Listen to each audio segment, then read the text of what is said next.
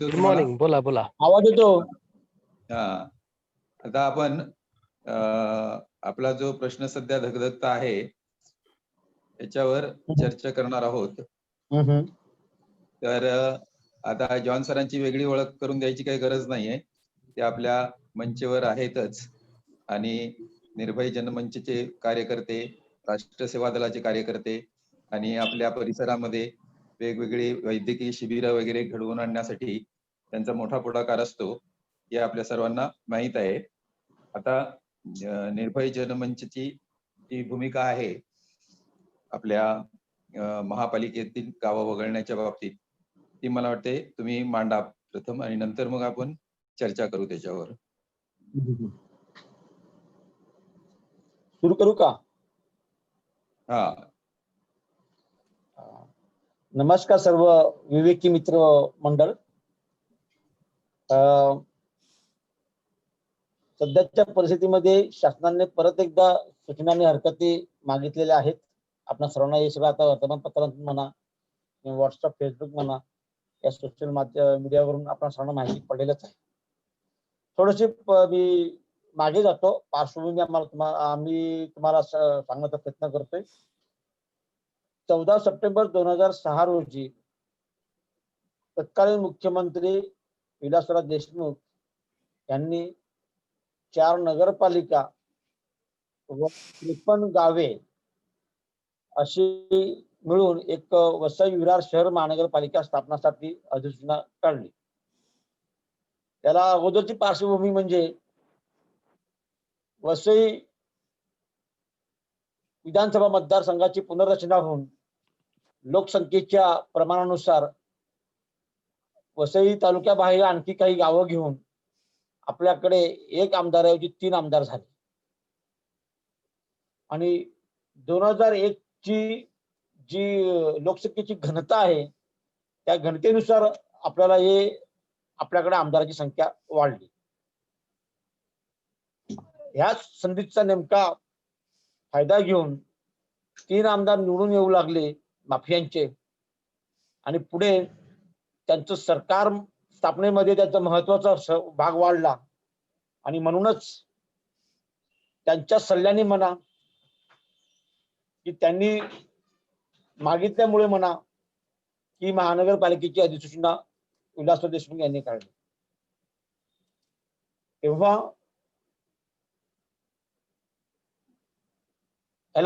जनता दलाने च्या माध्यमातून संपूर्ण तालुक्यातून 12,000 हरकती आम्ही गोळा केल्या.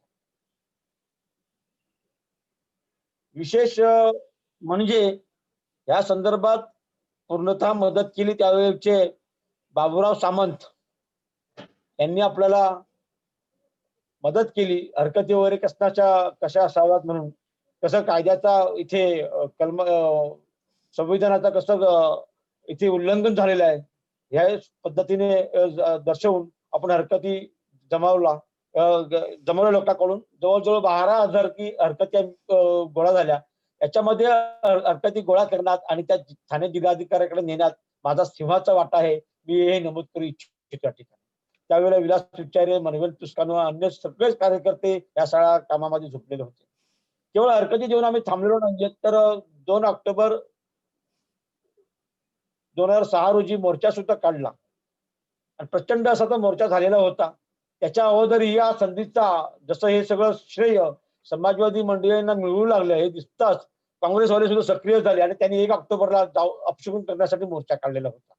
आता या इतिहासात मी परत जात नाहीये, परंतु त्यानंतर ही सगळी प्रक्रिया थांबली गेली. 2009 पर्यंत हे सगळं तसंच राहिलं गेलं. लोकांच्या हरकती बघून आलेल्या बघून या प्रक्रियेला स्थगिती मिळालेली होती.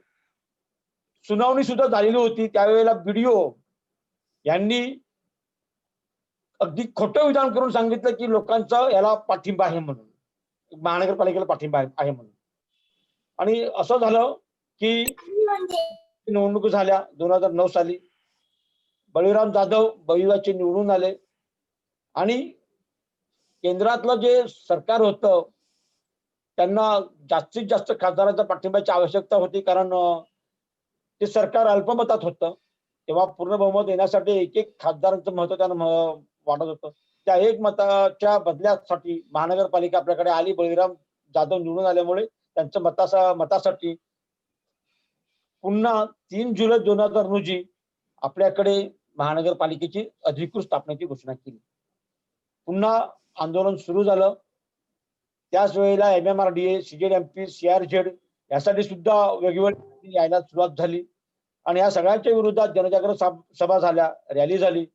नंतर हे आंदोलन जनता दलाचं म्हणा की समाजवादी मंडळीचं म्हणा असताना पुढे सर्वपक्षीय आंदोलन झालं. कारण सर्वांचा सहभाग पाहिजे असं लोक बोलू लागले. फक्त या गोष्टीला विलास विचारेचा विरोध होता. परंतु आम्ही सर्वांनी सांगितलं नव्हे तरी सर्वपक्ष होणं गरजेचं आहे. कारण याच्यात राजकारण जर पुन्हा घेतलं गेलं तर राजकीय याच्यातून आपल्याला विरोध होईल. काही लोक मुद्दामी करते म्हणून सर्वपक्षीय झालं.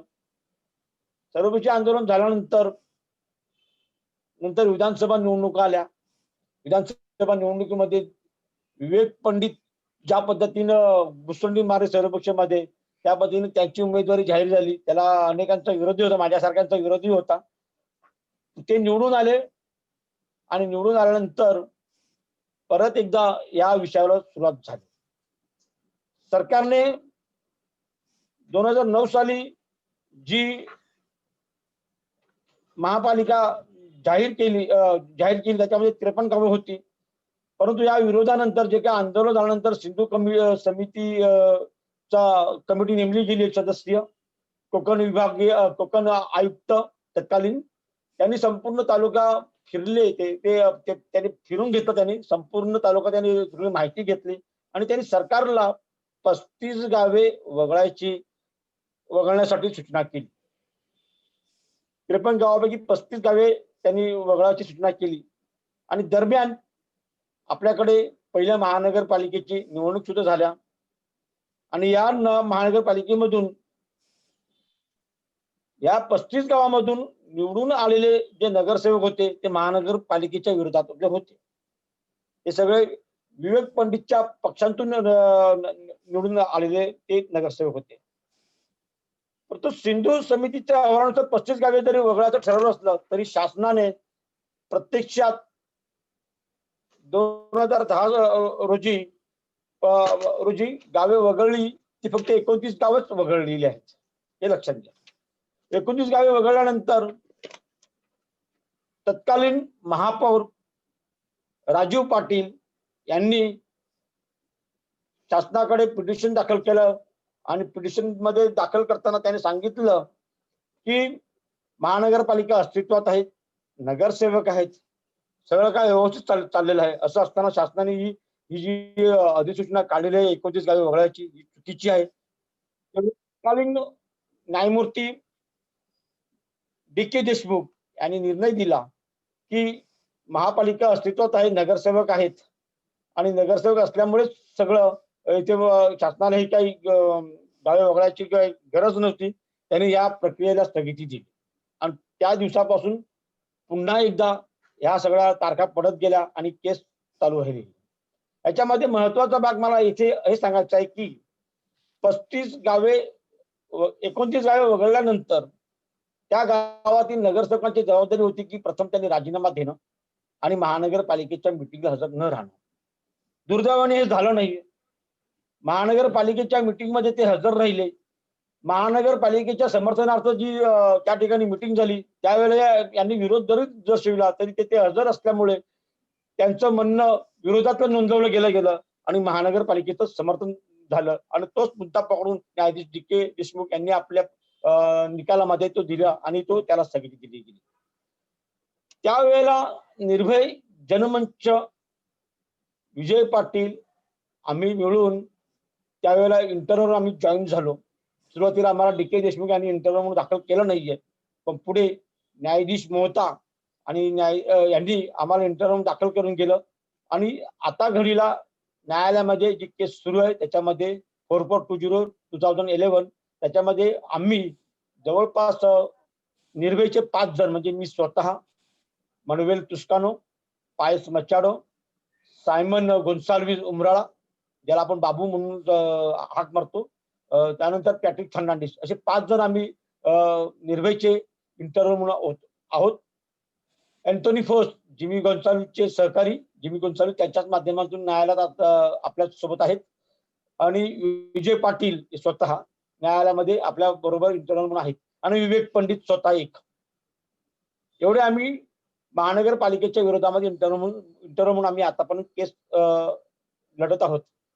आता परिस्थिती अशी झाली की 2014च्या निवडणूक झाल्या.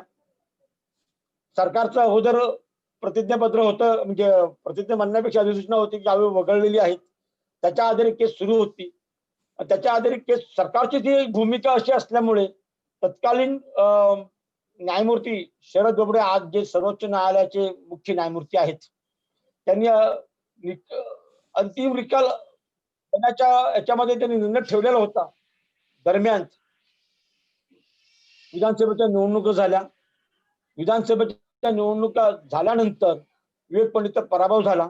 विवेक पंडितचा पराभव झाल्यानंतर पुन्हा 3 आमदारांच्या पाठिंब्यासाठी त्यावेळेला फडणवीसने कडे फक्त 120च आमदार होते आणि शिवसेना त्यावेळेला स्वतंत्र निवडणूक लढवलेली होती आणि अशा परिस्थितीमध्ये शिवसेनेचा पाठिंबा घ्यायचा आणि शिवसेनेचं महत्व कमी करण्यासाठी जे कोणी अपक्ष आमदार असते त्याचा पाठिंबा घेऊन सरकार स्थापन करायचं या भूमिकेशी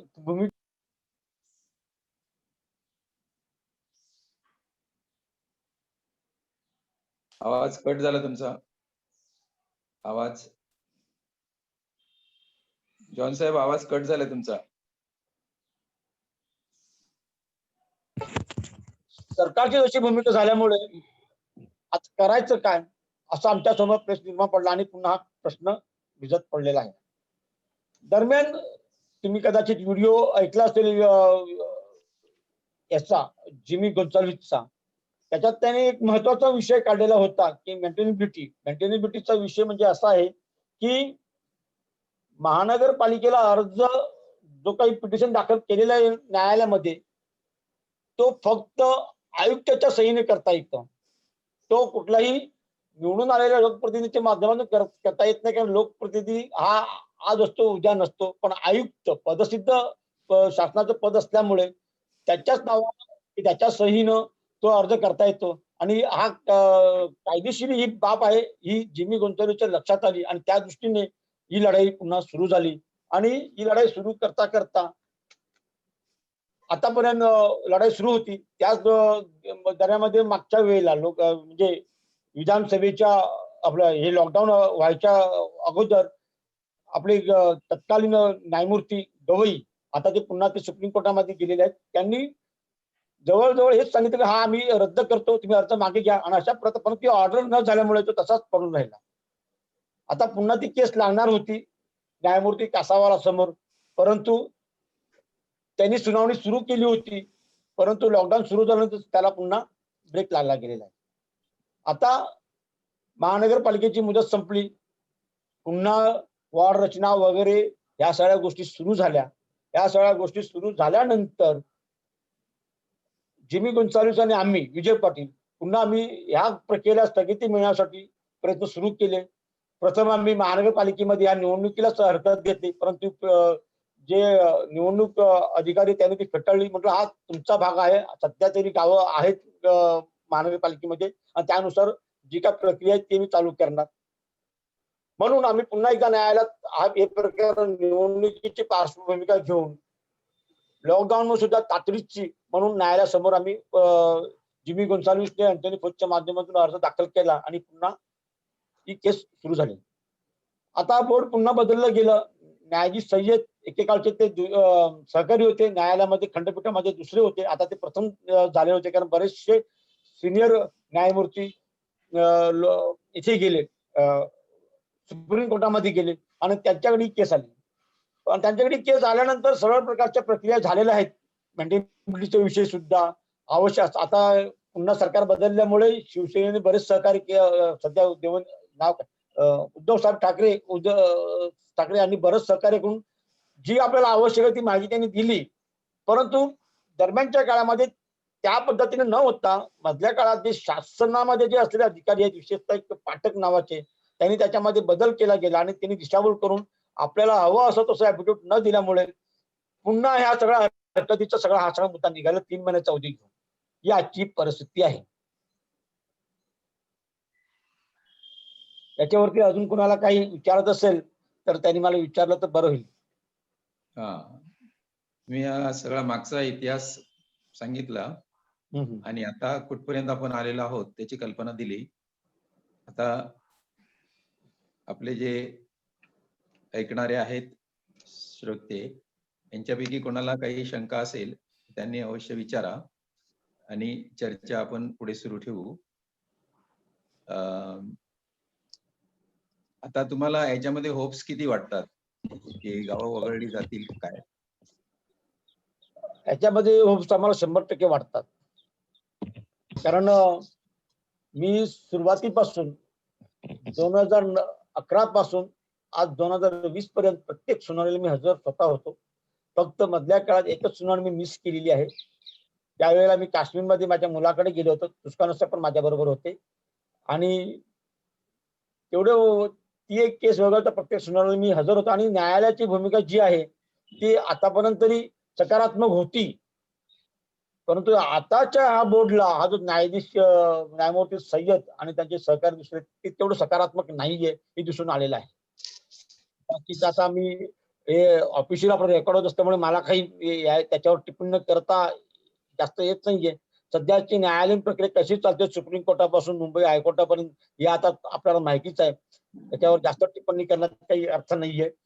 तर हा सगळा भाग आहे. तरी आम्ही आता ह्या प्रश्नावर आहोत की 2 दिवस थांबायचं. एकदा भेट घ्यायची आहे उद्धव साहेबांची आणि नंतर मग मुंबई सुप्रीम कोर्टामध्ये अर्ज दाखल करायचा. मेंटेनबिलिटीच्या विषयावर आणि दुसरा एक विषय आहे म्हणजे कुठलाही स्थगिती ही 6 महिन्यापर्यंत राहू शकते.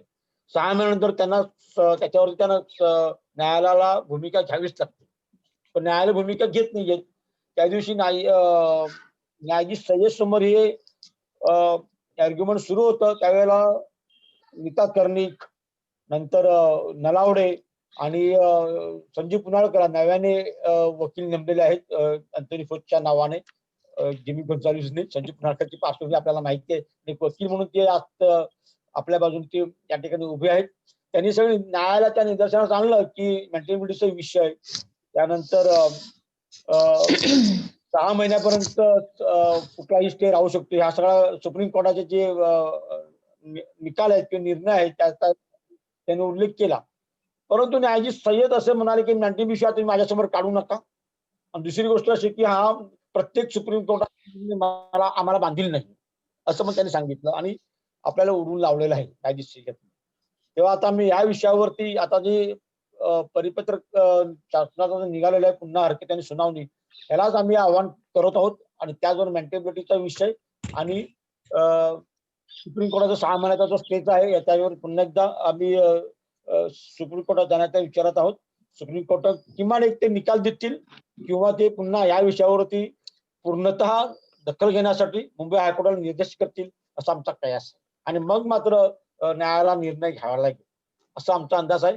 आणि दरम्यान सरकारने पूर्णतः गावे वगळावीत या बाबतीने प्रतिज्ञापत्र नव्याने सादर करावे म्हणून प्रयत्नही विजय पाटील जिमी गोन्साल्विस आता ते सरकारचे प्रतिनिधी आहेत.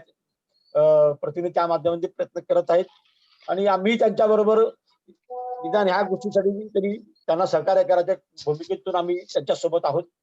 आणि मला खात्री आहे, आशा नव्हे खात्री आहे की आपली गावं पूर्णतः वगळली जातील. 29 गावं तर नक्कीच पूर्णतः वगळली जातील. ठीक आहे.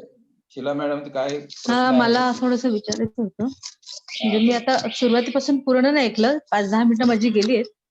पण जॉन साहेब मला एक विचारायचं होतं की आपण आता हे जे काही आतापर्यंत करत आहोत आणि त्या संदर्भात काही म्हणजे नियम आहेत महानगरपालिकेच्या संदर्भात की महानगरपालिका कुठे स्थापन करता येते, ग्रामपंचायत त्यासाठी काही नियम आहेत आणि त्या नियमामध्ये आपण नक्की बसतो का? कारण कसं आहे काही ठराविक किलोमीटर पासून गाव किती लांब आहे, त्याचबरोबर शेतीवर अवलंबून किती लोक आहेत, नोकरीवर अवलंबून किती लोक आहेत, ह्या सगळ्या गोष्टींचा विचार त्यामध्ये केला जातो.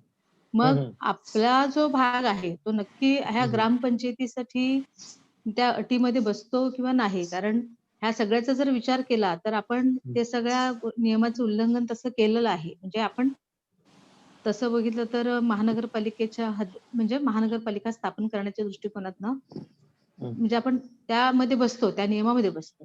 तर आपल्याला काय वाटतं त्या संदर्भात? म्हणजे आता ज्यावेळेला आता तुम्ही सांगितलं, की न्यायाधीश कसे अगोदरचे थोडेफार सकारात्मक होते, म्हणजे आपल्याला थोडंसं आशादायक वातावरण होतं. पण आता ह्यापुढे आत्ताचे जे न्यायाधीश आहेत, ते तितकेसे सकारात्मक नाहीत. मग हा मुद्दा त्या ठिकाणी उपस्थित होईल. तर त्याचं काय थोडक्यात जरा सांगितलं तर बरं होईल. थोडक्यात असं आहे की मी सुरुवातीला सांगितलं लोकसंख्येची घनता 2001 ची जी सेन्सेक्स किंवा जनगणना झाली त्यानुसार लोकसंख्येची घनता जी झालेली आहे ती वसई तालुक्यातील संपूर्ण मोजली गेलेली आहे. वास्तविक 2001 साली आपल्याकडे ग्रामपंचायती अस्तित्वात होत्या. त्यावेळेला महानगरपालिका अशी नव्हती. 4 नगरपालिका आणि 53 गावं अशी वेगवेगळ्या ग्रामपंचायती होत्या. तेव्हा घनतेचं मोजमाप जे आहे ते प्रत्येक ग्रामपंचायतीनुसार आणि नगरपालिकेनुसार ची नोंद जी आहे त्याच्यामध्ये. तर तसं प्रत्यक्षात त्या घनतेनुसार न घेता संपूर्ण तालुक्याची घनता गृहीत धरून आपल्याकडे महानगरपालिका आणलेलं आहे. हे सगळं संगनमताने झालेलं आहे. याचे शेतीवर किती अवलंबून आहेत, नोकरी किती करतायत हा मुद्दा इथे नसतो. तर महानगरपालिका ही लोकसंख्येच्या नुसार ठरते.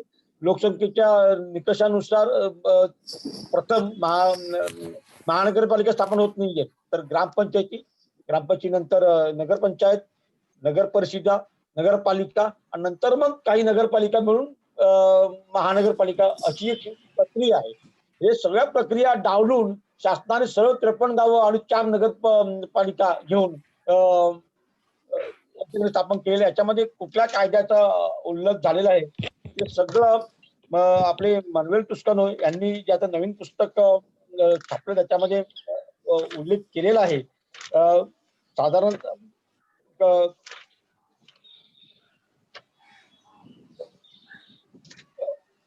उल्लेख केलेला त्याच्यामुळे काय संविधानाचा कसा भंग झालेला आहे संपूर्णपणे त्या पुस्तकामध्ये त्या लेखामध्ये घेतलेला आहे. तुम्हाला हे आता 14 मार्चला पुस्तक प्रकाशन झालं. वसईच्या चळवळी आणि राजकीय स्थित्यंतरे या पुस्तकामध्ये हा सगळा इतिहास आणि सगळं काही याच्यामध्ये नमूद केलेलं आहे. परिशिष्ट 243 प्रमाणे ग्रामसभाच्या संमतीशिवाय शासनाने त्या ठिकाणी महानगरपालिकेला आणलेलं आहे.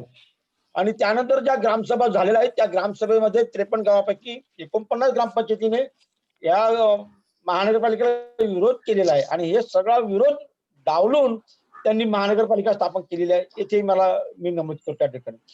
राज्य शासनाचे जे कलम आहे 243 त्याचे सरळ उल्लंघन आहे या बाबतीमध्ये असं आहे. मी आता का तेवढा संविधानाचा अभ्यासक नाहीये, परंतु जे पुस्तकात साहेबांनी अभ्यासापूर्ण आणि बाबूराव सामंत यांनी ज्या पद्धतीनं त्या तत्कालीन काळी जे काही आम्हाला मार्गदर्शन केलंय त्यानुसार हे सगळं पुढे आपण करत आहोत.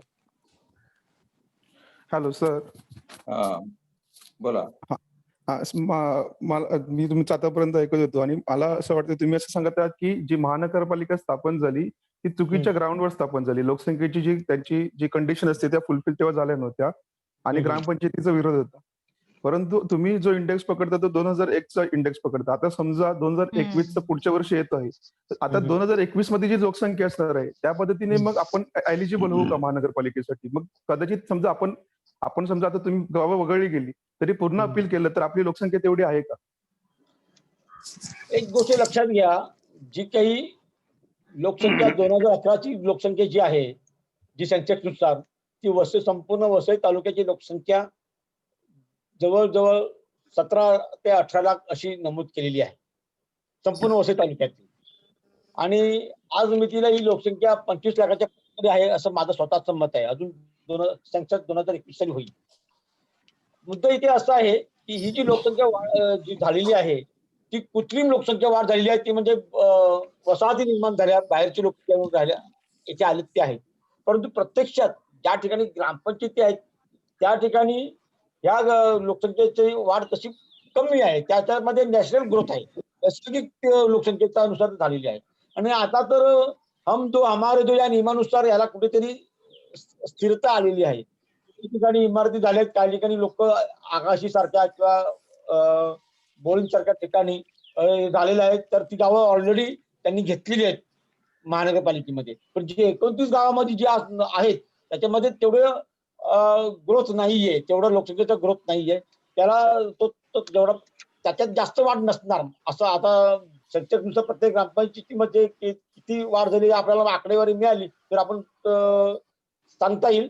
परंतु आज जे आपल्याला गावाचं चित्र दिसतंय त्याच्यामध्ये ती तेवढी वाढ नाही. घरं वाढली आहेत पण लोकसंख्या नाही वाढली.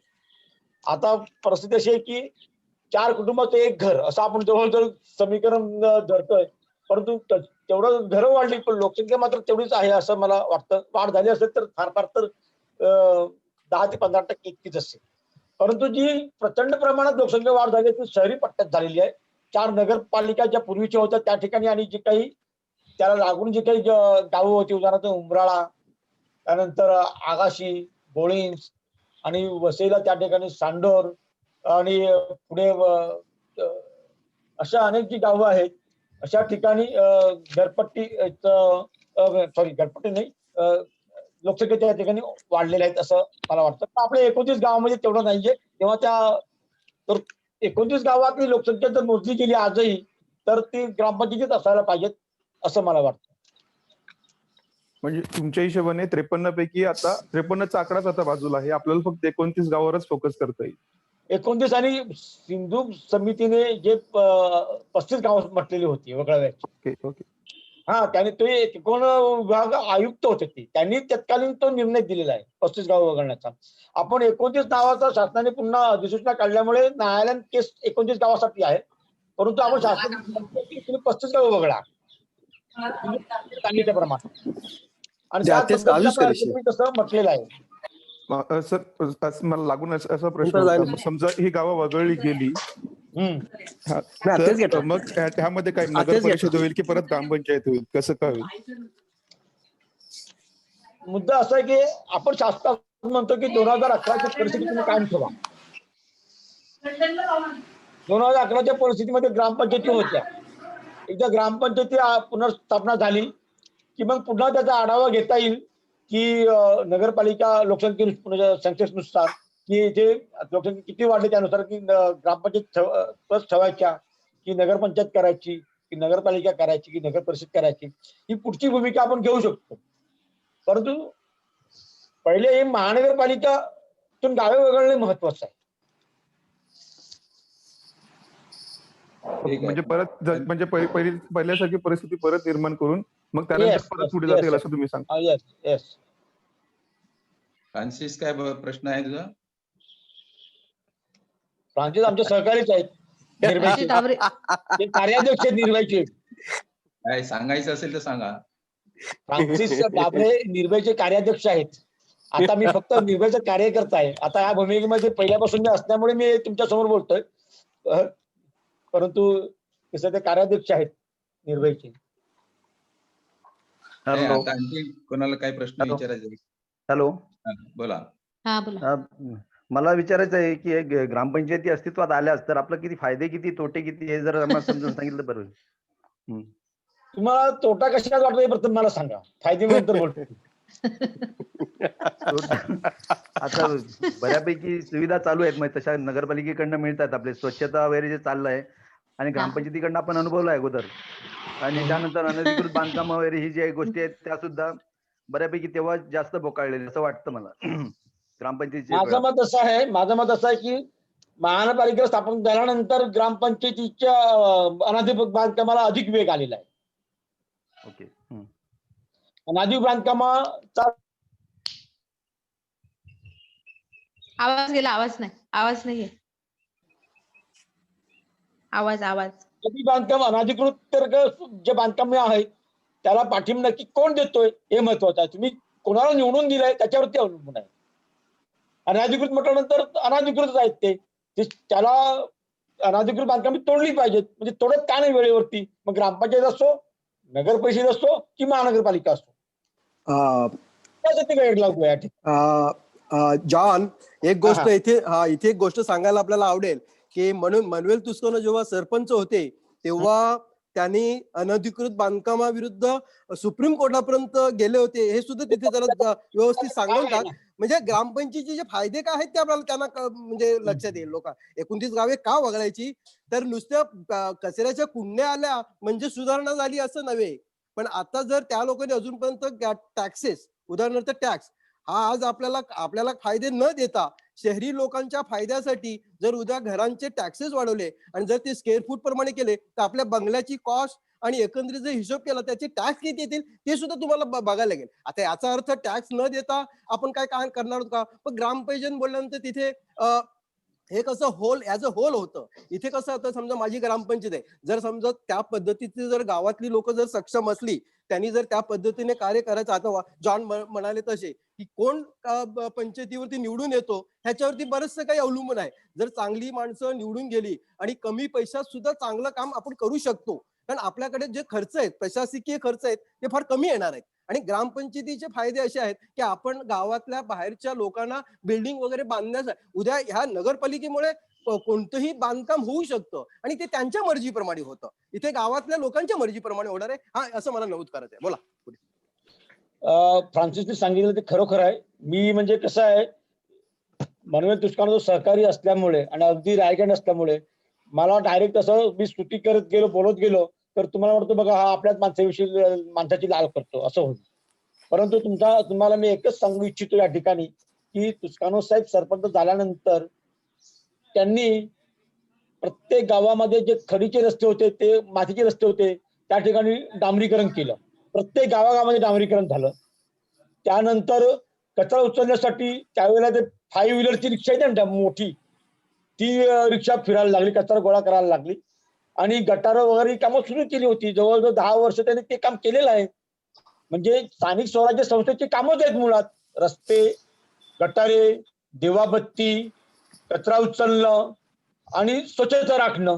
ही स्थानिक स्वराज्य, कुठलेही स्थानिक स्वराज्य असू दे, ग्रामपंचायत असू दे, नगरपंचायत असू दे, नगर परिषद असू दे, नगरपालिका असू दे, महानगरपालिका असू दे, यांची ती कामच आहेत. ती प्रथम कामं त्यांनी ती करायचीच असतात. ती महानगरपालिका स्थापन झाली म्हणून ती करतायत, मग ग्रामपंचायत झाली, ग्रामपंचायत होती ती करत नव्हते. हा सगळा खोटा प्रचार आहे सगळा. मी तुम्हाला परत एकदा सांगतो, यथा प्रजा तथा राजा. तुम्ही ज्या पद्धतीने वागाल त्याच पद्धतीने आपल्याला मिळेल. स्वच्छतेचं म्हणाल तर आता मी एक तुम्हाला उदाहरण देतो की आपल्या लोकल गाड्या बघा, नव्या चकचकीत गाड्या आल्या तर किती खराब केल्यात, लोकांनीच खराब केलेल्या आहेत. आपण जर स्वच्छता ठेवणार नसो तर तिथे मग शासन तरी काय करणार आहात? आणि शासनामध्ये आपण लोकप्रतिनिधी निवडून देऊ, ते कुठल्या लायकीचे आपण निवडून देणार आहेत? जर आपण गुंड पुंड माफिया असे निवडून देणार असाल तर त्याच पद्धतीने आपल्याला इथे सेवा मिळेल. हे सगळं शेवटी आपला एक मताच्या आधारावरती आपण कोणाला नक्की मत देतो की कुठला लोकप्रतिनिधी आपण निवडून देतो याच्यावर अवलंबून आहे. हे आता प्रत्येक मतदारांनी समजून घेतलं पाहिजे असं मला इथे नमूद करायचं वाटतं. आता तोटा म्हणाल, मगाशी तोटा काय आहे? आपल्याकडे ग्रामपंचायत होत्या म्हणून आपली एसटी सेवा चालू होती.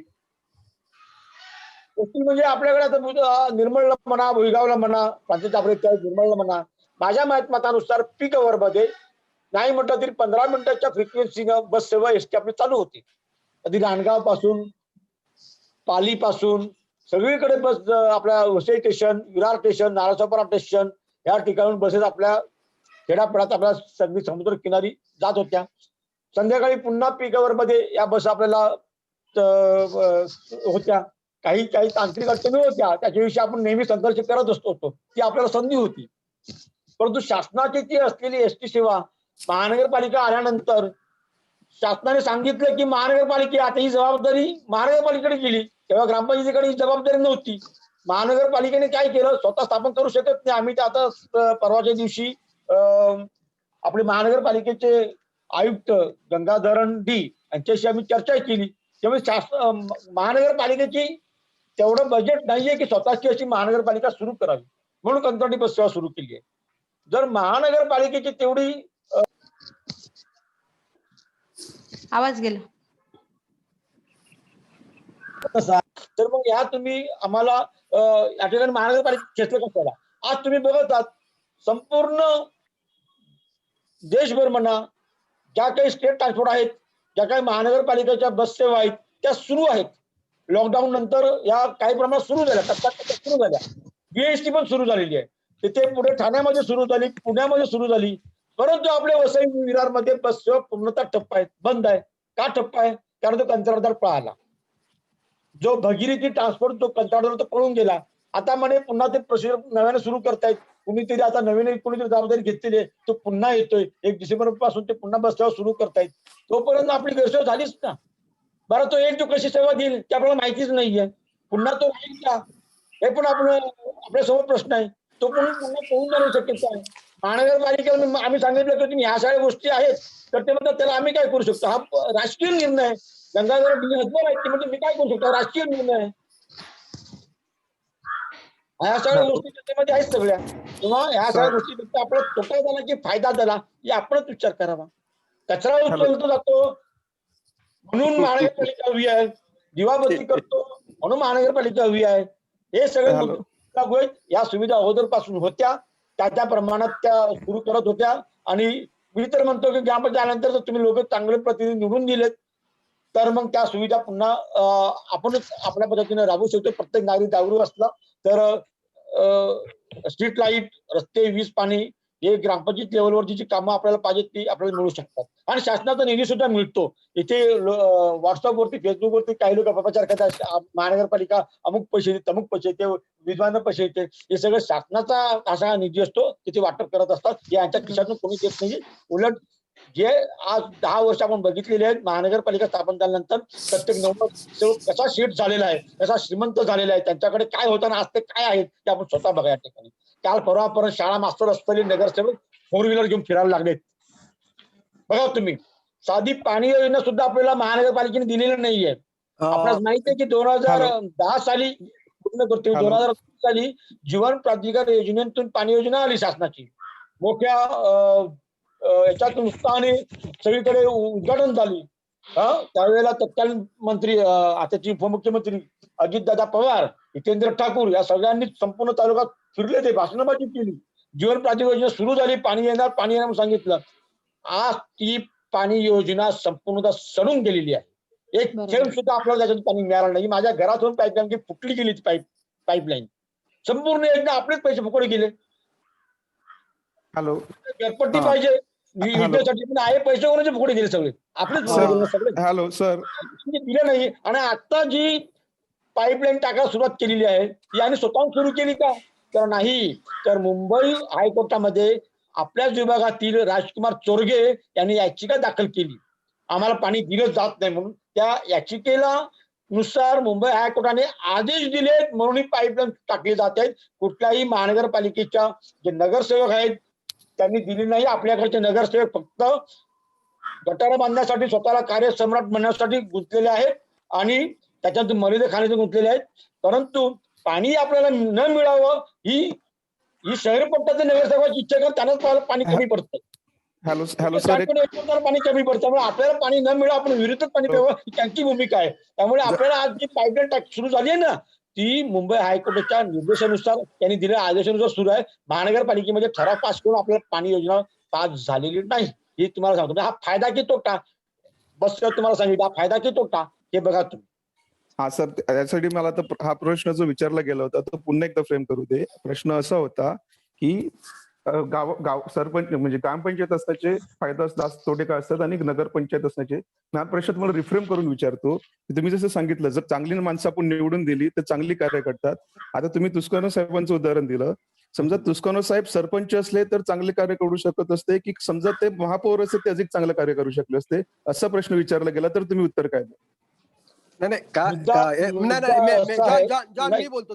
जॉन मी बोलतो. काय असं माहिती का की तुम्ही आता ग्रामपंचायतीचा त्यांचा जो अनुभव होता तो आपल्याला चांगला आला, परंतु जेव्हा ऍज अ होल जेव्हा होतं तेव्हा ते महापौर म्हणून निवडून आले नाही ना. त्याने आमदारकीसाठी हे केलं होतं, पण आमदारकीसाठी आपल्याकडल्या लोकांनी निवडून दिलो का? नाही दिलं. म्हणजेच काय झालं, थोडक्यात कुठेतरी काहीतरी आहे. म्हणजे जिथे जिथे जेवढं वाढतं तिथे तिथे त्रास होत जातो. आता सध्याचा प्रश्न काय आहे आपला, की आपल्याला महानगरपालिका पाहिजे की ग्रामपंचायत पाहिजे? तर ग्रामपंचायत का पाहिजे ते जॉन साहेबांनी आपल्याला विस्तृतप्रमाणे सांगितलं. आता ह्याच्यात मनुएल तुस्कानो ही व्यक्ती म्हणून आपण नाही बोलत, त्याच्या जोडीला दुसरी जी लोक होती त्यांनी सुद्धा त्यांना मदत केली. आपण काय करतो, आपण एखाद्या विचाराबद्दल बोलायचं असतं. आता ते आमदार झाले असते नाही, माझा प्रश्न सर, सॉरी, तुम्हाला प्रश्न समजला. माझा प्रश्न बोला.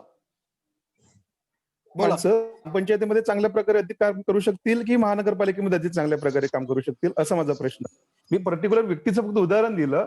समजा आपण आपला प्रश्न काय होता की चांगली माणसं निवडून दिली तर चांगलं कार्य करतील.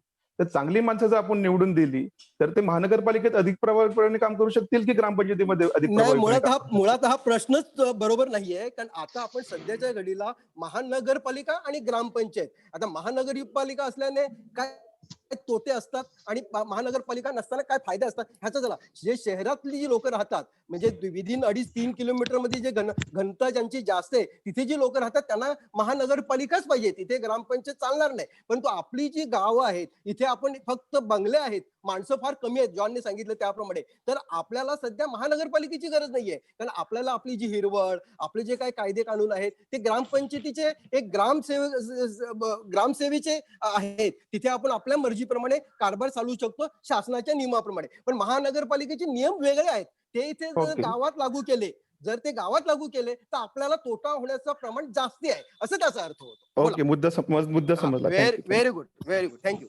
ना पण चांगली माणसं असतील तर ते सगळी ठिकाणी चांगली कामं करतील, मध्ये ग्रामपंचायत असो किंवा नगरपालिका असो. सगळीकडे चांगलं काम करायचंय. तो ऍडव्हान्टेजेस झाले, ते ऍडव्हान्टेजेस आहेत. म्हणजे ते ग्रामपंचायत म्हणून का वाईट काम करतील आणि नगरपालिका म्हणून काम करतील असं नाहीये. नाही, प्रश्न तो नाहीच आहे. मला तेच सांगायचं म्हणून त्यांचा प्रश्न कसा होता की चांगली माणसं कुठे काम करतील. जर महापौर झालं तर ते चांगलंच काम करणार. नाही, मुद्दा तसं नव्हता. जॉन त्यांनाच बोलू दे. आता तू ऐकायचं, आपण ऐकायचं फक्त त्यांना. साहेब नाही, मी बोलतो. तुमचं मत अगदी बरोबर आहे, मी पूर्णतः खोडणार नाहीये, पण पार्टली त्याच्यामध्ये कसा भाग आहे तुम्हाला सांगतो, ऐकून घ्या. चांगली माणसं निवडून आले, तुस्कानो साहेब चांगलंच काम करणार. तुस्कानो साहेब महापौर म्हणून जर गेले, आमदार म्हणून निवडून गेले किंवा एक नगरसेवक म्हणून निवडून गेले तर ते त्याची जी भूमिका आहे चांगल्या पद्धतीनेच मांडणार, त्या पद्धतीने कामं करायचा ते प्रयत्न करणार. परंतु तुम्हाला मी एसटीचा तुम्हाला मी सांगितलं, महानगरपालिका स्थापन झाल्यानंतर आपली एसटी बंद झाली. ती का बंद झाली तर ग्रामपंचायती असताना एसटी आपल्याला सेवा देत होती, कारण ग्रामीण भागासाठी एसटी आहे. महानगरपालिका स्थापन झाल्यानंतर महानगरपालिकेने स्वतःची परिवहन व्यवस्था सुरू करायची असते. आज महानगरपालिकेची परिवहन सुरू करायची व्यवस्था काही आहे का तर नाही, एक बजेट आहे त्यांच्याकडे. महानगरपालिकेने स्वतःची आरोग्य सेवा सुरू करायची आहे का, आहे का? एकही हॉस्पिटल गेल्या 10 वर्षात बांधल्या गेले, 2 टर्म झाला महानगरपालिकेच्या, एकही हॉस्पिटल झालं नाही. प्रचंड प्रमाणात इमारती झाल्या, 21 माळाच्या इमारती झाल्या, परंतु एकही हॉस्पिटल महानगरपालिकेत झालं नाहीये. आजही महानगरपालिका ज्या महाराष्ट्र शासनाच्या ज्या प्राथमिक आरोग्य केंद्र त्याच्यावरती अवलंबून आहेत. कोविड टेस्ट बघा, आपली कॉलेज ताब्यात घेतली गेली, कोविडची जागा कमी पडायला आपली शाळा सुद्धा ताब्यात घेतली गेली आणि तेथे स्वॅब घेऊन मग ते टेस्टिंगसाठी मुंबईला पाठवण्यात आलेलं आहे. परंतु गेल्या या 7-8 महिन्यामध्ये आपली महानगरपालिका स्वतःची टेस्टिंग लॅब सुरू करू शकली नाही. ही जर महानगरपालिकेची अवस्था जर असेल तर कशाला हवी आहे महानगरपालिका, हा माझा मुद्दा आहे. चांगली लोक आली तरी परिस्थिती राहिली कारण त्यांच्याकडे तेवढे पैसे नसतात, निधी नसतात किंवा त्या सुविधा करण्यासाठी त्यांच्याकडे हातभार असणार, तर मग त्याचे चांगली व्यक्ती असून सुद्धा काही करणार नाही. त्यामुळे सत्तेचं विकेंद्रीकरण होणं हे गरजेचं आहे. सत्तेचं विकेंद्रीकरण हेच बरोबर आहे, सत्ता कुठेतरी एकटवली नकोय. हा मग जॉन साहेब, मग प्रश्न असा येतो, विकेंद्रीकरणासाठी ग्रामपंचायतीची आवश्यकता आहे हे लक्षात घ्या आणि ग्रामपंचायत महानगरपालिकेच्या अधिक चांगल्या असंच मी म्हणणार ठिकाणी. हा पण जॉन साहेब, महानगरपालिकेकडे फंड जास्त आहे, जर ती सुविधा देऊ शकत नाही तर ग्रामपंचायत कशी काय सुविधा देणार? मी मगाशी तेच सांगितलं, जिल्हा परिषदे प्राथमिक आरोग्य केंद्र आहेत की आपल्याकडे, हॉस्पिटल नाहीये, गोष्ट खरी आहे, मोठं हॉस्पिटल नाहीये, परंतु ग्रामपंचायत तर महानगरपालिकेने दिले नाहीये. आपण फायदाही नाही त्याची तोटाही नाहीये. हॉस्पिटलच्या बाबतीत म्हणा की ह्या सगळ्या गोष्टी म्हणा, फायदाही नाही तोटाही नाहीये. ते आपण बघितलं पाहिजे. मग गेल्या 10 वर्ष आपण बघितलं जे सत्ताधारी मंडळी आहेत, पनवेल दुष्काळासारखे जर लोक निवडून आले असते तर त्याप्रमाणे काही विषमता झाली असती. लोकसंख्येच्या संख्येनुसार हॉस्पिटल बांधलं असतं कदाचित, ग्राउंड मैदान तयार झाली असती, बाकी सगळ्या गोष्टी सुविधा झाल्या असत्या. आज ह्या काही गोष्टी झालेल्या नाहीत, होत नाहीयेत, कारण आपण तसे आपण लोकप्रतिनिधी निवडून पण देत नाहीयेत. काही प्रमाणात झालं तर काही प्रमाणात नाहीच ना शेवटी. तेव्हा हा तोटाच आहे महानगरपालिकेच्या आल्यानंतर, हे लक्षात घ्या. आणि राहिला प्रश्न हो, जी आता जी लोकवस्ती जी आहे स्टेशन परिसरामध्ये किंवा शहरी पट्ट्यामध्ये, 4 नगर पट्ट्यामध्ये, त्यांना काही पडलेलं नाही आपल्या खर्च पर्यावरणाचा. त्यांना काही पडलं नाहीये. त्यांना फक्त त्यांचं पाणी हवंय आणि मुंबईला जाण्यासाठी त्यांना सुविधा हव्या. तुम्ही गावामध्ये राहा किंवा मारा, तुमचं पर्यावरणाचं कोणाला काही पडलं नाही. आपण बघतोय अशा गोष्टी. तर तिथले नगरसेवक निवडून येतात, ते कुठली भूमिका घेतात. आणि हो, तुकाराम साहेब जेव्हा निवडणुकीला उभे होते, विलास विचारे जेव्हा निवडणुकीला उभे होते, बाकी सगळे तुम्ही बघता ह्या चांगल्या लोकांना किती मतं दिली आहेत ती, किंवा ह्या सगळ्या गोष्टी आहेत. तेव्हा ह्या सगळ्या गोष्टीचं आपण प्रत्यक्षात मनन करावं, चिंतन करावं, नक्की काय होतंय. आज आपण निवडणुका लढू शकतो का, हेही बघितलं पाहिजे या ठिकाणी. तेव्हा आता निवडणुका वगैरे अशा गोष्टी ज्या आहेत लढू शकत नाहीयेत. आमच्या कार्यकर्ते निधी पैसे वगैरे काही नाहीयेत. आम्ही आपलं न्यायालयीन लढाई वगैरे चळवळी चालवून कसं काही जनतेच्या सुखसोयी कशा आपल्याला देता येतील तेच आम्ही बघत आहोत, करत आहोत. हॅलो हॅलो अतुल सरांना काय बोलायचं ते बोला. हा, मी थोडस उशिरा जॉईन झालो त्याबद्दल क्षमस्व. मला 2 गोष्टी सांगायच्या आहेत. 2. हॅलो, बोला बोला सर. बोला बोला. हा, 2 महत्वाच्या गोष्टी असे सांगायच्या आहेत की माणसं निवडून येत नाहीत म्हणून महापालिका नसावी, हा मुद्दा बरोबर आहे का? नाही, तो मी मुद्दा एक तो भाग झाला, त्याचा एक भाग झाला तो एक. बाद झाला. आता दुसरी गोष्ट अशी की आता जी प्रक्रिया सरकारने लावली ती प्रक्रिया आपले पृथ्वीराज चव्हाण चीफ मिनिस्टर असताना प्रक्रिया झाली होती आणि त्यांना ते पटलं म्हणून त्यांनी ते नोटिफिकेशन काढलं 2011 मध्ये की गावो वगळा. बरोबर नाही, त्यांना ते पटलं म्हणून नव्हे, त्याला सिंधू समितीचा अहवाल होता. जॉन, मला पुरं करू दे. तर ते नोटिफिकेशन काढलं की गावकऱ्यांची इच्छा आणि सगळ्या गोष्टीचा विचार करता 29 गावं वगळायला पाहिजे. बरोबर बरोबर. आता ते नोटिफिकेशन कायद्याला धरून नाही आणि राजकीय हेतूने काढलेलं आहे असं म्हणून ज्यांना महापालिका पाहिजे होती ते कोर्टात गेले. बरोबर, आणि त्याने कोर्टात जाऊन हे राजकीय दृष्टीने नोटिफिकेशन काढलेलं आहे, ह्याला कायदेशीर आधार नाही म्हणून स्टे द्या. आणि कोर्टाने म्हणजे एक जजने, दोन्ही जजने ते ऐकून कोर्टाने स्टे दिला त्याला. नाही, तसं नाहीये. तो स्टे दिल्यानंतर ऐकून घे जॉन, ऐकून घे प्लीज. हा, तो स्टे दिल्यानंतर आपल्याकडे 2दा इलेक्शन झाले. ज्यांना असं वाटतं की आम्हाला नगरसेवक म्हणून राहायचं नाही, असे आपण निवडून दिले किती नगरसेवकांनी राजीनामे दिले की आम्हाला नगरपालिकेत राहून विकास, महापालिकेत तर आम्हाला आमचं गाव करू दे. एक बरोबर. दुसरं असं की आता त्याच्यात तांत्रिक काय मुद्दे असतील, जी याचिका केली ती चुकीची आहे का बरोबर आहे, जी कंप्लीट प्रक्रिया होऊन एक नोटिफिकेशन गव्हर्नमेंटने काढलं आणि ते त्या नोटिफिकेशन विषयी ते कायद्याला धरून आहे की नाही हा मुद्दा कोर्टात प्रलंबित असताना पुन्हा सुनावणी होऊन पुन्हा तसं नोटिफिकेशन काढणं हे कायद्याला धरून होणार आहे का? चुकीचंच आहे. आम्ही त्याला विरोधी करतोय. हा, बरोबर, राईट. नाही म्हणजे जॉन, आता ऐकून घे. म्हणजे आपण मूळ कुठे येतो, तू ऐकून घे जॉन, ऐकून घे पूर्ण आल्मेडा साहेबांचं संपूर्णपणे ऐकून घे आणि नंतर मग तुला बोलायला प्लीज. म्हणजे मुद्दा कुठे येतो की हायकोर्टात जे पिटिशन प्रलंबित आहे, एक तर ते डिसमिस करणं किंवा ते मान्य होणं. आता ते तिथे कोणी काय करतं का, काहीच होत नाही. आता हे म्हणजे मी ह्याला राजकारण म्हणतो, हे राजकारणाचे सगळं चाललेलं आहे जे काय चाललंय ते. बरोबर आहे. कारण हे ह्या नोटिफिकेशन मध्ये काही जरी झालं, समजा कुणाची काही दिलं त्याने की बाबा नाही वगळणं हे जे पृथ्वीराज चव्हाणने संधूच्या अहवालावर दिलं ते बरोबर आहे, गाव वगळायला पाहिजे होते. आता असं जर म्हटलं त्याने आता नवीन, तरी मुद्दा असा राहतो की हा जो काही निर्णय येईल तो कायद्यात बसतो की नाही हे बघण्यासाठी पुन्हा हायकोर्टकडे आहेच. मग पुन्हा तीच प्रक्रिया होणार ना. महत्वाचा मुद्दा असा होता की ज्यांना हे वाटत होतं. प्रश्न उपस्थित असल्यामुळे अतुल साहेब तुम्ही प्रश्न उपस्थित केल्यामुळे मला तुम्ही मगाशी सांगितलं की तुम्ही थोडं उशीर आलात. तर तुम्ही सांगितलं की न्यायालयाने स्थगिती दिली गेली ती कायद्याचं उल्लंघन करून महानगरपालिका गावे वगळल्यामुळे स्थगिती दिली गेली असं आपण म्हटलेलं आहे. असं म्हटलं नाही, असं कोर्टाने म्हटलं. कोर्टाने स्टे कशाला, मी नाही म्हटलं. हॅलो, मी नाही म्हटलं. कोर्टानेच म्हणतो मी. ते कसं आहे ते तुम्हाला मी सांगू इच्छितो परत, कारण तेव्हा तुम्ही नव्हतात. आलमेड साहेब तेव्हा तुम्ही नव्हतात. तर सांगतो ज्या वेळेला गावं निघायची अधिसूचना काढली गेली त्यावेळेला तत्कालीन गोरेगावातले समाजवादी नेते बाबूराव सावंत यांच्याशी चर्चा केल्यानंतर त्यांनी ज्या राज्यघटनेचे जी कलम सांगितले 243 त्याच्यामध्ये उल्लंघन झालेलं आहे त्याने स्पष्ट केलेलं आहे.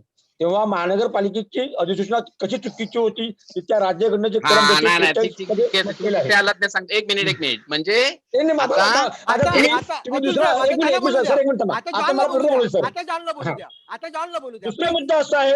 दुसरा मुद्दा असा आहे की न्यायालयामध्ये नगरसेवकांनी राजीनामा दिला नाही म्हणून तिथे त्याला स्थगिती दिली गेली आहे. आणि खरं आहे हे मगाशी मी म्हटलेलं आहे ते नगरसेवकांनी जर राजीनामा दिले असते तर हा मुद्दा न्यायालयामध्ये उपस्थित झाला नसता आणि डी.के. देशमुखला तसा निर्णय आला नसता. डी.के. देशमुखच्या निर्णयामध्ये तेच म्हटलेलं आहे की महानगरपालिका आहेत, नगरसेवक आहेत आणि म्हणून ही महानगरपालिकेला जो गावे वगळायच्या प्रक्रिया आम्ही स्थगिती देत आहोत हे त्यांनी म्हटलेलं आहे त्याच्यामध्ये.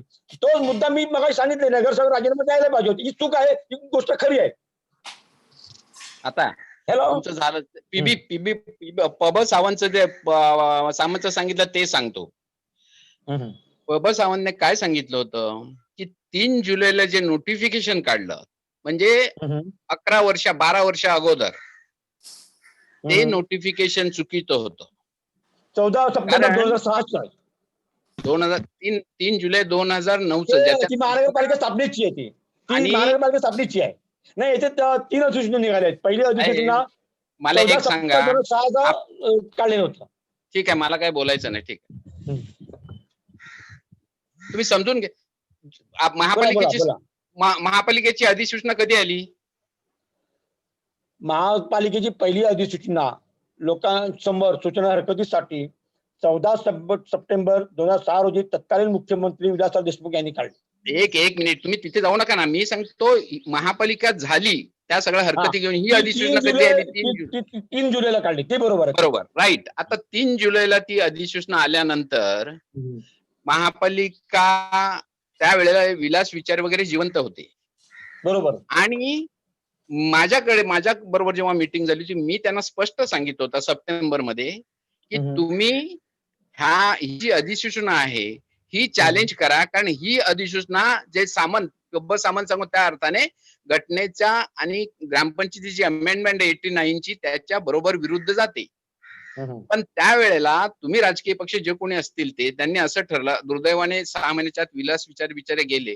पण दुर्दैवाने तुमच्यात असं ठरलं की न्यायालयात जाऊन आपण हरण्यापेक्षा आपण एजिटेशन करू आणि एजिटेशनच्या नावाखाली तुम्ही 6 महिने घालून दिले. कायदा असा आला की 6 महिन्यापर्यंत महापालिका एखादा प्रशासक बघतोय. लोकशाही राज्यात किती दिवस प्रशासकाला म्हणून निवडणुका झाल्या पाहिजेत म्हणून जानेवारीत पिटिशन गेलं. कारण त्या पिटिशन मध्ये मी अपिअर झालोय जो कानिवलकर आहे. तुम्ही असं काही करू नका. त्यांचा प्रश्न एकच होता, मिस्टर आल्मेडा 6 महिन्यात तुम्ही काही केलं शकलं नाही, प्रशासकाने राज्य करावं हे कुठल्या घटनेत आहे, त्यामुळे आम्ही इलेक्शनला परवानगी देणार. आणि त्यानंतर इलेक्शन झाल्या त्याच्यावर सुप्रीम कोर्टात गेलो आपण. सुप्रीम कोर्टाने पण नाही सांगितलं. आणि त्यानंतर इलेक्शन झाल्यानंतर 2 टर्मला इलेक्शनला लोकांनी प्रतिसाद दिल्यानंतर लोकशाही प्रक्रियेमध्ये काय निष्कर्ष निघतो? हे बघा, राज्यकर्ते कोण आहेत प्रश्न करा ना ही आता. हा मुद्दा वेगळा आहे. राज्यकर्ते कोण आहेत, ते नालायक आहेत का गुंड आहेत, मला त्याची संबंध नाही. पण जी लोकशाही प्रक्रिया आपण मानतो, त्या लोकशाही प्रक्रियेत लोकांचं प्रतिनिधित्व करतो तो माणूस, आणि जो प्रतिनिधित्व करतो ती माणसं सांगत असतील आम्ही गेले 11 वर्ष नगरसेवक म्हणून काम करतोय आणि काय करत आलेलो आहोत, कुठल्या तत्वाने आज इंटरफिअर होईल? मी तुम्हाला आत्ता सांगतो, आत्ता ह्या क्षणाला जरी पुन्हा नोटिफिकेशन आलं तरी ते कोर्टात जाणार आणि ते स्टे होणार आणि महापालिका राहणार. याच्या तुम्हाला 1-2 पर्याय मी सुचवले होतं की तुम्ही 2 गोष्टी करू शकता, की जसं गोरायचं आहे, गोराय, मनोरी आणि भाईंदर, त्या ते 5 गावं मीरा भाईंदर मध्ये आहेत, 2 गावं मुंबई महापालिकेत आहेत, पण त्यांनी एक वेगळं हे करून घेतलंय की they are ND zone, no development zone, no commercial activities. अशा काही सूचना करून तसं आणता आलं तरी, पण लोकशाहीची जी प्रक्रिया आहे आणि नगर परिषद कधी, पंचायत समिती कधी, हे माणसाला वाटतं म्हणून होत नाही, कायदा आहे ना. कोऑपरेटिव्ह बँकेत म्हणजे पतपेढीची कोऑपरेटिव्ह बँक कधी होते, नगरपालिकेची महापालिका कधी होते, याच्यासाठी लोकसंख्येची तरतुदी कायदे आहे त्याच्यानुसार होतं ना. एखाद्या माणसाला वाटतं म्हणून होतं का? लोकशाहीत नाही ते होते. ट्रम्पला वाटलं म्हणून अमेरिका बदलली का? निवडणुकीचा ट्रम्पला वाटलं म्हणून अमेरिका ट्रम्पच्या हाती राहिली का? बायडन आला ना, ट्रम्पकडे एवढे पैसे होते तेवढे बायडनकडे नव्हते. पण शेवटी मुद्दा असा आहे की लोक काय करणार? तुम्ही खूप पोटतिडकीने काम करतात, तुस्कान खूप पोटतिडकीने काम करतात, ह्याच्याशी वाद असू शकत नाही. पोटतिडकीनं काम करणं किंवा ध्येयानं काम करणं हे वेगळं आणि लोकशाही प्रक्रियेत जगताना व्यवहार बघणं हे वेगळं. तर आपण लोकशाही आणि ह्या सगळ्यांचा विचार करता मला असं वाटतं की चाललंय ठीक आहे, हो माझ्या पण सदस्य आहेत, समीर करतो, तुम्ही कोणीही करा, पण वेन तुम्ही लार्जर आस्पेक्ट बघायला पाहिजे आणि मग विचार करायला पाहिजे. अतुल साहेब, तुम्ही जो आता विषय मांडलेला आहे त्यावेळेला पिटिशन दाखल करायची तुम्ही सल्ला दिला होता, त्या संपूर्ण तुमचा सल्ल्याचा संपूर्ण उल्लेख तुस्कानो साहेबांनी त्यांच्या या वसईच्या चळवळी आणि राजकीय स्वातंत्र्य याच्यामध्ये घेतलेला आहे सगळा. तुमचं म्हणणं अगदी 100% बरोबर होतं. 6 महिन्याच्या आतमध्ये याचिका दाखल करायला हवी आणि होती. तेव्हा आपल्याला स्टे मिळाला असता, कारण आपल्याकडे 49 ग्रामपंचायतीचे ठराव होते. तुम्ही हेही सांगितलेलं आहे. आता सर मला बोलू दे ना सर, तुम्ही हे तुमचं ते म्हणणं अगदी 100% बरोबर होतं.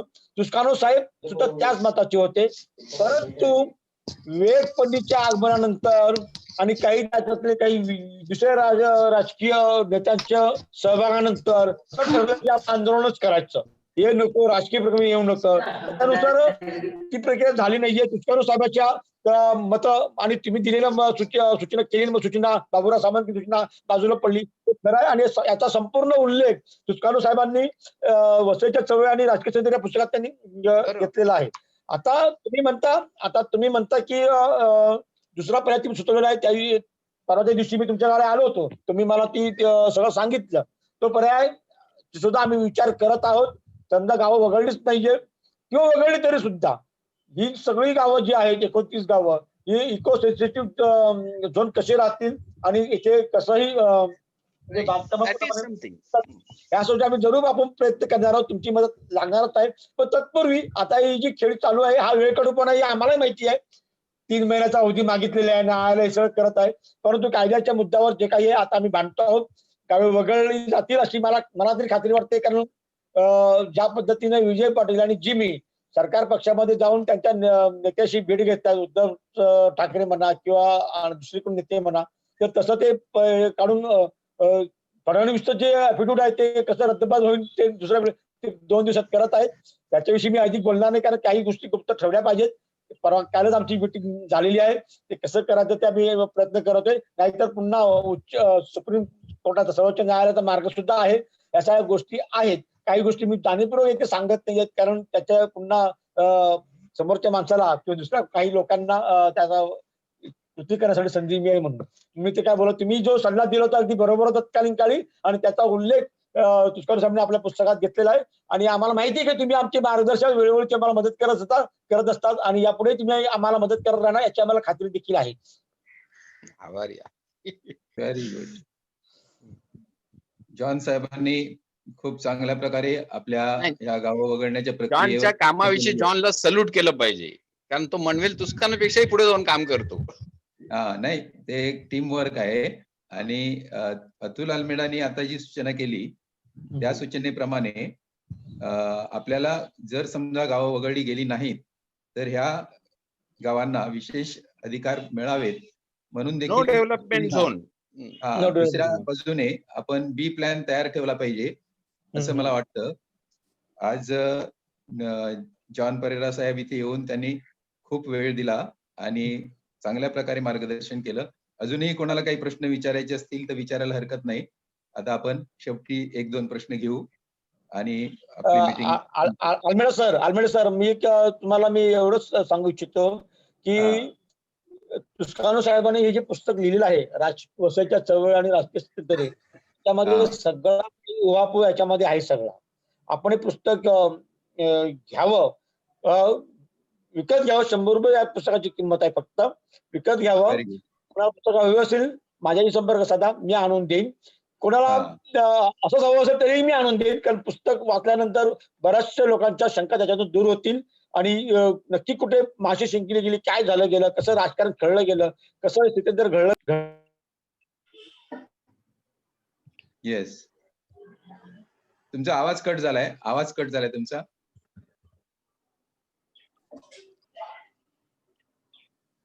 हॅलो, म्यूट वर गेले ते. परेरा साहेब तुमचा आवाज कट झालाय. ते पुस्तक घ्यावं. बोला. हॅलो, बोला.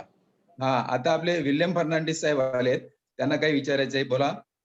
ते पण आपल्या चळवळीतले आहेत, त्यांना काय बोलायचं आहे. आमचे भाचे आहेत ते, विल्यम गावाचे भाचे आहेत ते. Hello, William, advocate William Fernandes, त्यांना आवाज जात नाही मला वाटते. ऑडिओ ऑफ आहे. अच्छा. हॅलो, जॉन साहेबांना मला प्रश्न विचारायचा आहे. निक्सन रॉड्रिक्स बोलतोय. बोला. अनधिकृत बांधकाम जे होणार आहे, ग्रामपंचायत जी असली आणि अनधिकृत बांधकाम जर होईल तर त्यावर ग्रामपंचायतीमध्ये काय तरतूद आहे? कारण महापालिकेकडे विशेष अशी तरतूद आहे बांधकाम डिस्ट्रॉय करण्यासाठी, पण तसं तरतूद ग्रामपंचायतीकडे नाहीये. तर अनधिकृत बांधकाम आणि झोपडपट्टी येण्याचे आपल्या विभागात चान्सेस आहेत, ते कसं हाताळू शकतात आपण? महानगर ग्रामपंचायत स्वतः करून देण्याची शासनाची मदत घेऊन ते करू शकते. आपल्याकडे तहसीलदार आहेत, आपल्याकडे जिल्हाधिकारी आहेत, त्यांच्याकडे ती योजना असतेच ना. त्यांच्याकडे त्या सगळ्या सोयी असतात.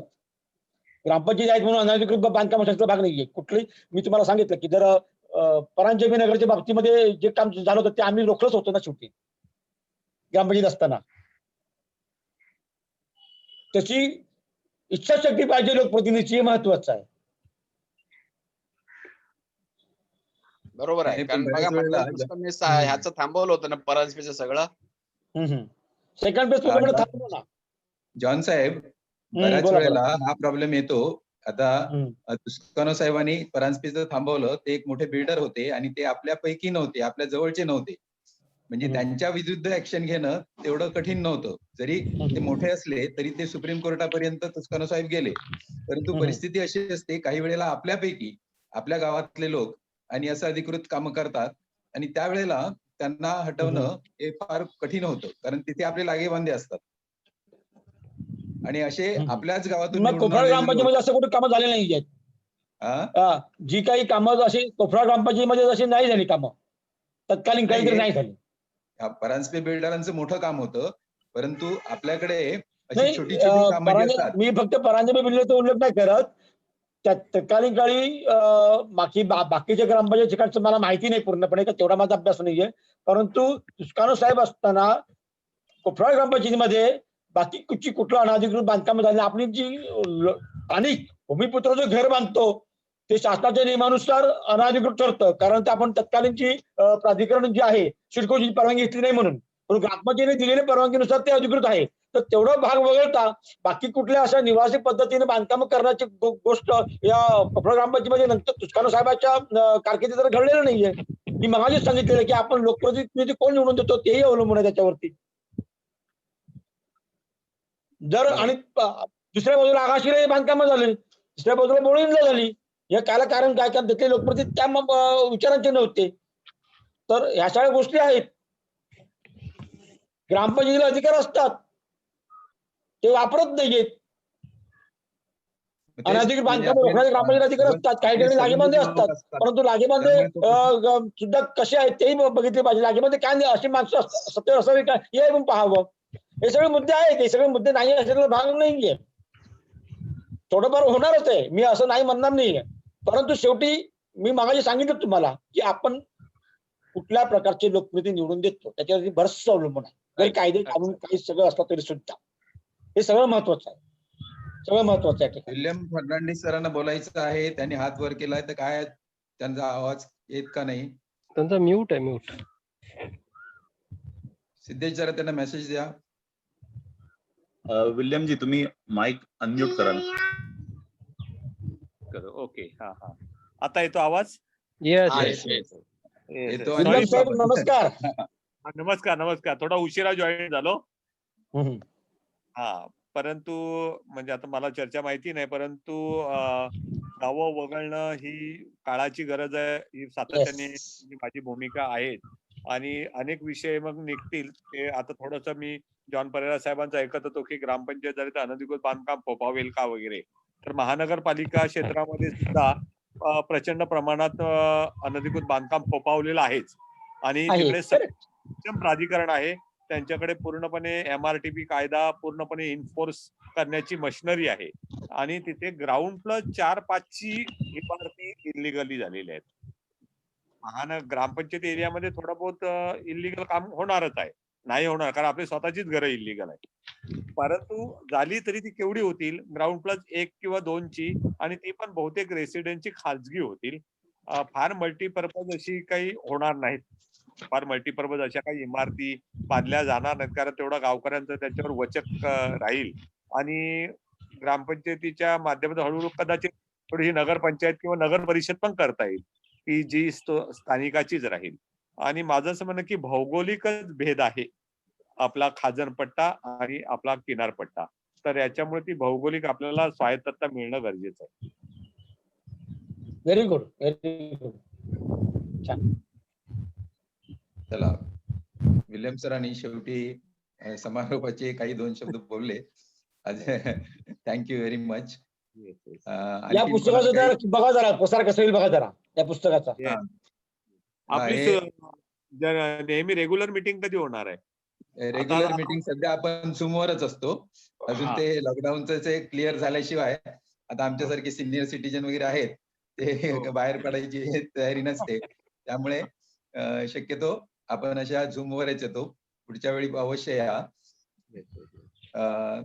John sir, thank you very much. आणि आलमेड सर, या पुस्तकाविषयी सांगा सगळ्यांना. हा, तेच पुस्तक त्या तुमच्याकडे अवेलेबल आहे ना? हा, माझ्याकडे अवेलेबल आहेत. आणि आम्ही वाचतोय. तुम्ही ज्यांना माहिती नाही त्यांना, ज्यांच्याकडे नाहीये त्यांना माहिती नाही अशा सांगते.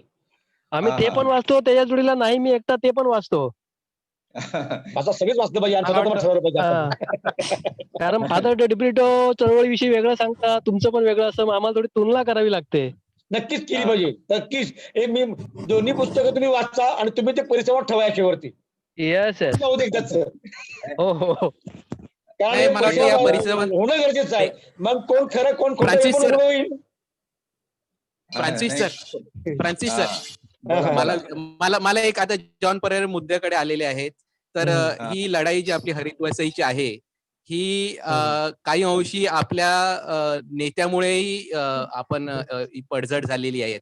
तर आपले नेते कसे जबाबदार आहेत तर त्याविषयी एक परिसंवाद आपल्याला ऑर्गनाईज करायचा आहे की बऱ्या अंशी आपल्या नेत्यांनी एकमेकाच्या पायात पाय घालून हा लढा जो आपला हरितवसईचा आहे तो थोडा शीन केलेला आहे. तर मला असं म्हणजे एक रिट्रोस्पेक्टिव्ह आपल्याला अनालिसिस करायचं आहे आणि त्यासाठी एक परिसंवाद ऑर्गनाईज करायला पाहिजे. त्यामध्ये Manuel Tuscano, John Pereira, Atul Almeida, father Dibrito, father मायकलजी असे मान्यवर येऊन त्यांनी आपली मतं मांडायला पाहिजेत. कारण आपण रिट्रोस्पेक्टिव्ह अनालिसिस करायलाच पाहिजे की आपण कुठे चुकलो, आपण कारण पुढच्या पिढीला आपण काय चुकलो हेही दाखवायला पाहिजे. कारण आपण अजूनही फादर डिब्रिटो असं मानतात की हरितवसी चळवळ सक्सेस झाली, पण आपण ग्राउंड रियालिटीवर बघतोय की आपली सगळी पडझड सुरू आहे. तर कुठेतरी पुढच्या पिढीला सांगायला हवं की आपण कुठे चुकलो. तर एक परिसंवाद ऑर्गनाईज कसा करता येईल हा माझ्यासारखा एक कार्यकर्त्याचा एक इच्छा आहे. जीविकाने तो करावा, विवेक मंचाने करावा. येस, विवेक मंच is a proper platform for that. Yes, and तो तटस्थ झालेला आहे, त्यांनी करावा यामध्ये. आणि आता फादरांचं पुस्तक आलेलं आहे, मनवेल तुस्कानोचं पुस्तक आलेलं आहे, फादर मायकलजीचं पण पुस्तक आलेलं आहे. तर एक अनालिसिस होऊन जाऊन द्या. मार्कुसचं पण पुस्तक आलेलं आहे. मार्कुस, येस येस बरोबर आहे, येस, अगदी इव्हन बरोबर. मार्कुस. होऊन जाऊ दे, तर मला वाटतं अतुल सर तुम्हाला काय वाटतं, मी माझा हा प्रश्न आहे त्याच्यावर. नाही, तुझा प्रश्न बरोबर आहे की इतिहासाकडे पाहिल्यानंतर कुठे चुकलं हे जर कळलं तर उद्या तशाच प्रसंग उद्या कुठे निर्माण झाला ते चूक होणार नाही. बरोबर, अगदी अगदी बरोबर. पण तिथे आत्मपरीक्षण करून बोलणारी मंडळी पाहिजे. Yes, correct correct. अतुल साहेब, मी तुमच्या मताशी पूर्णतः सहमत आहे. आणि विवेक मंचाने म्हणा किंवा जीवन विकास मंडळाने म्हणा ह्या बाबतीत पुढाकार घ्यावा आणि असा परिसंवाद जरूर घडवून आणावा. त्याच्यातून प्रत्येकाची भूमिका काय नक्की होती प्रत्येक वेळी आणि का अशी बदलली गेली ते तेव्हा स्पष्ट होईल आणि लोकांसमोर खरं स्वरूप प्रकट होईल. त्याच्यामध्ये कोण काय नक्की करत होते त्या ठिकाणी. आता जॉन साहेब आणि निक्सन तुम्ही इथे उपस्थित केलं की आपण अशा प्रकारचा परिसंवाद घडवला पाहिजे. खरं म्हणजे ही पुस्तकं जी आलेली आहेत तो म्हणजे एक परिसंवादच आहे. कारण ते आल्यानंतर तेच बोलणार आहे. प्रत्येक जण आपली भूमिका लोक वाचत नाही, त्याचा बोलाबाला होत नाही. एक व्यासपीठ असलं की बरं पडेल तेव्हा. पण जे वाचणार नाही ते येणार सुद्धा नाहीयेत. वाचणार नाही ते येणार सुद्धा नाहीयेत. त्याला प्रसिद्धी मिळेल ना. नाही, पण पुस्तकं पहिली सगळ्यांनी वाचली पाहिजे आणि पुस्तकं वाचल्यानंतर पुढची पायरी बरोबर करता येईल. कारण भूमिका घेणारे लोक जे असतात ते आपली भूमिका सहसा सोडायला तयार होत नाहीत. कारण त्यांना ते त्यांच्या अहमला दुखावणार असतं आणि त्यामुळे प्रत्येक जण आपापली भूमिका घेणार. ते सोडणार नाही ही गोष्ट खरी आहे आर्मेड सर, ते सोडणारी गोष्ट खरी आहे. पण लोक त्यावेळेला स्वतःचा आत्मपरीक्षण करतील नक्की काय ते स्वतःच मत ठरवतील. हा बरोबर, आपल्याला तीच आपली भूमिका तीच राहणार आहे की लोकांना सगळ्या भूमिका पाहून आपलं मत ठरवता यावं.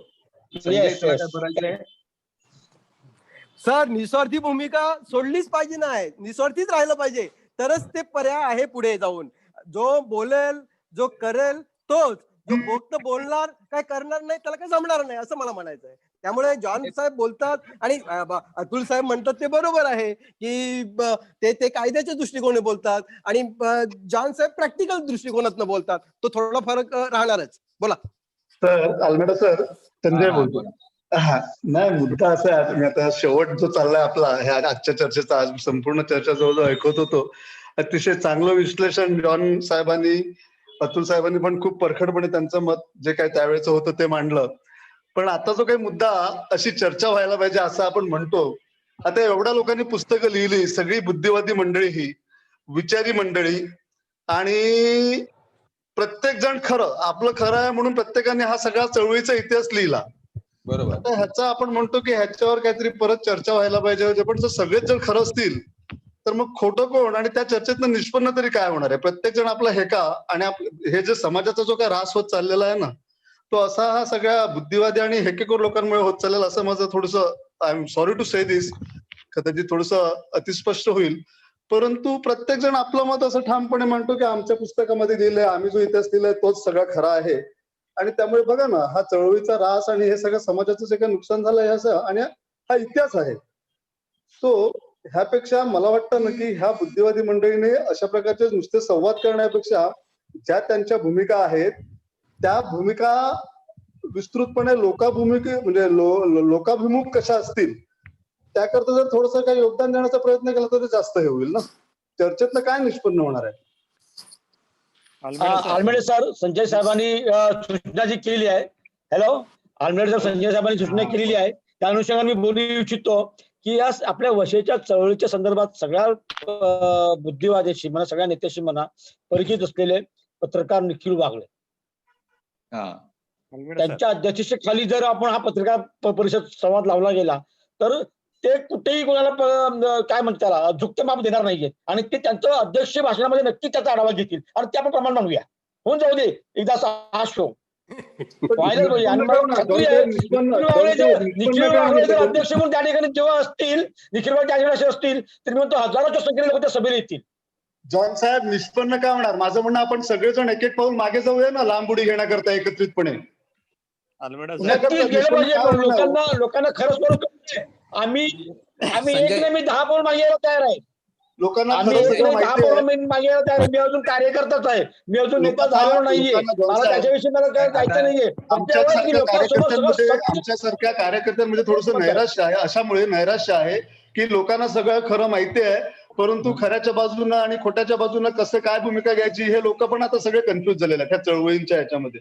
सो खरंय, म्हणून ते कन्फ्युजन दूर होण्याचा एक प्रयत्न आहे, एवढंच मी म्हणेन, बाकी काही म्हणणार नाही अजून काही. कन्फ्युजन दूर व्हावं एवढंच, थोडंफार दूर होईल व्यक्तीच्या माध्यमातून. तुम्ही माझं मत मांडलं, तुमची भूमिका अगदी गावाच्या बाबतीमध्ये भूमिका अतिशय रास्त आहे आणि अतिशय चांगल्या प्लॅटफॉर्मवर ही चर्चा होते, ह्याचा मला पण थोडासा अभिमान आहे, बरं वाटतं. So thank you very much.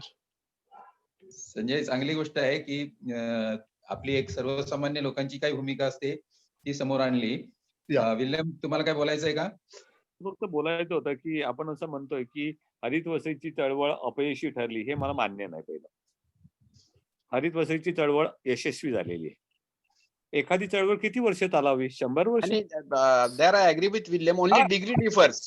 का तुम्हाला 100 वर्ष पाहिजे? तुम्हाला 10-20 वर्ष आपले नागरीकरण पुढे ढकललं गेलं, निश्चितपणे ढकललं गेलं. नाहीतर फार अगोदरच नागरीकरण झालं असतं. आपल्या जमिनी, शेतजमिनी टिकल्या, स्थानिक अस्तित्व टिकलं, झालं. सगळ्या काय सर्व काळ होणार नव्हतं ते, कारण आपण मुंबईला जवळ आहोत, आपल्याकडे ऑलरेडी रेल्वे आलेली होती. त्यामुळे नागरीकरण किती थोपवू शकतो तेवढंच आपण थोपवलेलं आहे. हरित वसईची चळवळ त्या अँगलने त्यातील सर्व नेत्यांनी मिळून यशस्वी केलेली आहे. आता त्याची समाप्तीची वेळ आली होती. ती समाप्ती तुम्ही नाही केली तरी ती काळाने केली. आता दुसरे विल्यम साहेब, चळवळी होतील आणि नवीन त्या संघटना त्याला उत्तर देतील. विल्यम साहेब, कसं आहे माहितीये का, हरित वसईची जसं नाही, कुठलीही चळवळ ही त्या वेळची गरज असते आणि त्याचं यश अपयश हे त्यावेळेला जे काही घटना घडतात, त्याचे जे काही आउटकम असतात त्याच्यावर अवलंबून असतं. सो असं कोणी म्हणणं अगदीच हे होईल ते की हरित वसईची चळवळ हे झाली आहे, परंतु अशा अनेक चळवळी आहेत की ज्या त्या वेळेला गरजेच्या होतात समाजाच्या. का असं म्हणावं आपण की यशस्वी झाली नाही? बरोबर ना, 100%. सगळ्या चळवळी यशस्वीतेचा मापदंड काय? एक्झॅक्टली, बरोबर. मापदंड काय? हा मुद्दा आहेच ना. त्यावेळेला प्रचंड मोठा दहशतवाद होता विरारचा. ती मनातली लोकांची भीती काढलेली आहे. एक लक्षात घ्या, फार मोठा दहशतवाद मोडून काढला, ही फार मोठी होती. मी गिरीजला राहतो, त्या चळवळीच्या वेळेला अख्खली रात्र आम्ही जीवन दर्शन केंद्राच्या पायरीवर बसून काढलेले आहेत. So we are very much aware of all this things. पण ठीक आहे, आता हे सगळं कॉन्ट्रोवर्शियल हे जे आहे ना, माझं म्हणणं एवढंच, ह्या सगळ्यात ना कटुता आता कमी व्हावी, वाढू नये, हे म्हणून मी थोडंसं या काही गोष्टीवर उहापोह केला जाऊ नये ह्या मताचा जो आहे ना, त्याच्यातनं निष्पन्न काय होत नाही, कटुता वाढते. आता कटुता कमी करा, तर आपण समाज म्हणून टिकू शकू, असं लोकल म्हणून. नाही, त्याच अनुषंगाने बोलायचं झालं, जे हरित वसईमध्ये त्यावेळेला अतिशय क्रियाशील मोठं असं सन्माननीय व्यासपीठ असणारी काही माणसं आता आपली गावं वगळणं ह्या विषयावरती ते म्हणतात ना, महानगरपालिका असणं गरजेचं आहे असं आता म्हणायला लागली. असं हा सुद्धा फरकच आहे ना चळवळीचा.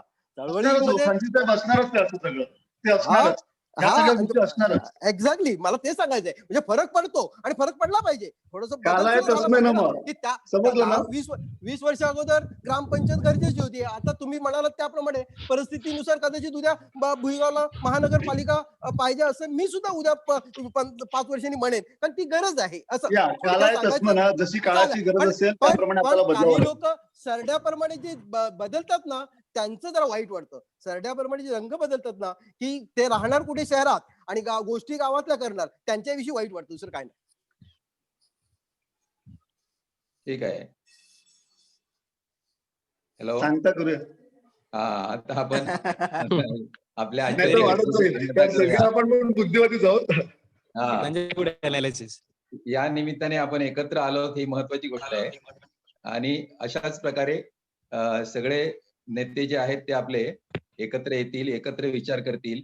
शेवटी महत्वाचा हा आपला माणूस आहे. म्हणजे आपलं तत्व, आपल्या चळवळी ह्या सगळ्या आपल्या लोकांसाठी आहेत, हे आपण गृहीत धरलं पाहिजे. आणि ते जर गृहीत धरलं तर मग नेत्यांचा खरे खोटेपणा आपण सिद्ध करत बसणार नाही. तर आपण कोणासाठी काम करतो, त्यांचं किती भलं होतं हे महत्वाचं आहे. हा विचार आपण पुढे ठेवू. आजच्या ह्या मीटिंग मध्ये सर्वांनी सहभाग घेतल्याबद्दल सर्वांचे आभार. जॉन साहेब, विल्यम साहेब, अतुल साहेब, सर्वांचे आभार. मला तुम्ही या विषयावर बोलण्यासाठी संधी दिली. तुमचा आवाज कट झालाय.